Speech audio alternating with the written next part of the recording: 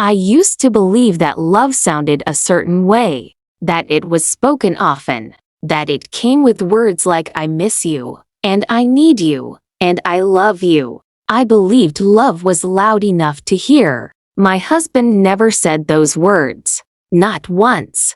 Not when we married. Not when our children were born. Not even when we were alone at night, lying side by side in the quiet. At first, I thought he was shy. Then I thought maybe he didn't know how. And later, I wondered if he felt it at all. But I stayed. Because he showed up every day. Because he worked hard. Because he never left. And because sometimes, we accept the love we are given, even when it does not look the way we hoped. We met when we were young. I was full of dreams and questions. He was quiet, steady, already carrying the weight of responsibility. He didn't flirt much, didn't compliment me the way other men did, but he listened. When we married, people said we were a good match. Solid, they called us. I took that as a compliment. In the early years, I waited for him to change,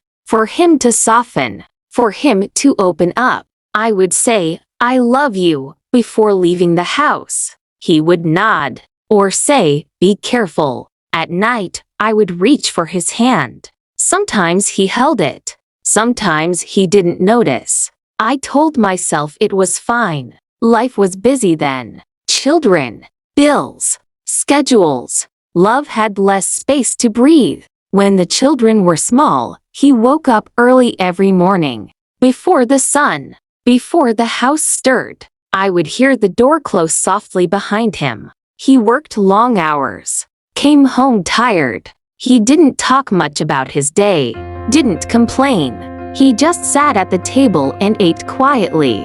I would ask, how was work? Fine, he'd say. That was it. Other women talked about their husbands bringing flowers, writing notes. I smiled and stayed quiet. Instead, my husband fixed things. The leaky sink, the broken step. He made sure the car always had gas, that the lights stayed on, that we never went without. I told myself that was love. But late at night, when the house was still, I felt something missing. Not anger, not sadness, just a quiet ache. I wanted to be told I mattered, not just shown. As the years passed, I learned not to ask. When I dressed up, he didn't comment. When I cut my hair, he barely noticed. I began to speak less about how I felt.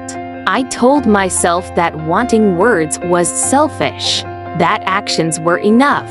But the heart is not so easily convinced. There were moments, small ones, when he would place a blanket over my shoulders without a word, when he would wait up late until I got home safely, when he would stand between me and trouble without thinking. Once, I fell ill and couldn't get out of bed for days. He took time off work, cooked simple meals, sat quietly by the door listening.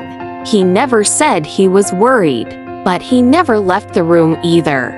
Still, something in me kept asking, why can't he just say it? I thought love needed words to be real. Then one evening, many years later, he didn't come home on time. I wasn't worried at first. He was often late. But the hours passed. The house felt different. Too quiet. I called his phone. No answer. I sat by the window, watching the road, my heart growing heavier with each passing minute. When the knock finally came, it wasn't him. It was a neighbor. My husband had collapsed at work. They said it was sudden. They said he didn't feel pain for long. I don't remember screaming or crying. I remember sitting very still. The house felt enormous then. Every room too empty. In the days that followed, people came and went. They brought food. They offered words. I'm sorry.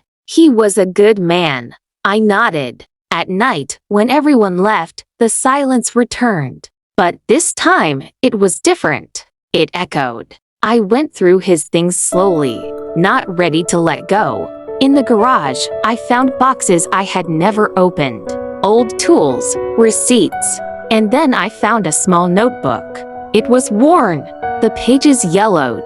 Inside were lists, simple handwriting. Things like, fix the loose step before winter, change oil in her car, put money aside for her birthday, make sure she's safe. Page after page. Always her, always she, me. There were no poems, no love letters, just plans, just care. I sat there on the cold floor and cried, not loud, just quietly, because I finally understood. He didn't love me with words because words were not how he knew love.